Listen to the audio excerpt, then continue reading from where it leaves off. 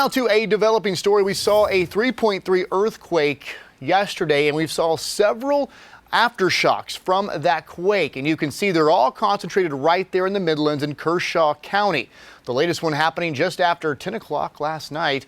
Now here's a look at some surveillance video from a home in LUGOFF. It shows the largest of those 4 earthquakes Monday afternoon, 3.3. Now these can be felt and they can cause some minor damage. You can see the ground there moving that camera. Here's how one guy described it. It was the weirdest thing. It literally shook the whole house. But there was a boom. Walked outside and I live in a neighborhood and there's a bunch of people and they walked out and they were, everybody was asking what happened, what happened, what happened. And excuse me, it's LUGOFF. My apologies. Earthquakes are classified in categories ranging from minor to great. In 3.3, it is considered in the minor range. Fox Carolina is going in depth. And well, did you know that standard homeowners insurance will not cover the cost of damage done by an earthquake if we happen to get a big one? If you want to be covered or for that, you need to get a specific policy regarding earthquakes. Fox Carolina's Zach PRELUTSKY is here in studio with a look at how it all works.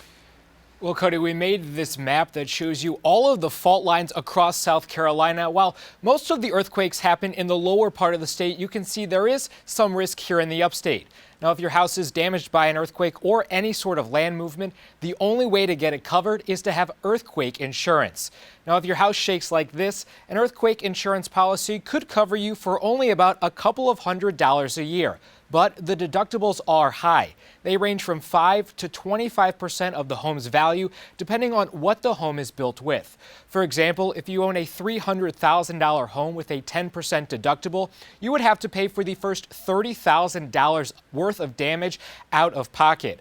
Now, upstate insurance agent Chris Arthurs at Arthurs Insurance only has a few clients with earthquake insurance. Part of it's just because, well, you know, we haven't had an earthquake in their lifetime, or they just feel like it's a risk they're willing to take, and then the deductible's a deterrent sometimes.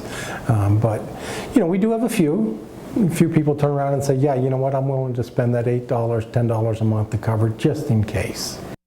Arthur says earthquake insurance can be added to most policies, including renter's insurance and insurance on condos. Now, coming up tonight at 5:30, I talked with an upstate homeowner who recently moved from California. Hear her experiences with earthquakes and whether or not she has earthquake insurance on her upstate home. Cody?